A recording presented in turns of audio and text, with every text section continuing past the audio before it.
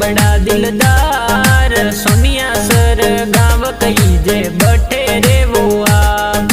साथी डोरी संगड़े घूमो मारवार रे माए इंस्टा पे थोड़े फैन गड़ा है ट्रेंडिंग चालो आप संतोष थोरी जीवन साथी जोड़ी शानदार सारण साबरो ठरको चाले मारवाड़ रे माया जयपुर वाली सीट में घूमो मौज मनाओ आप वीडियोग्राफी वालों बिजनेस चाले जोरदार राइटर मुक्सा बलोतरा घना बना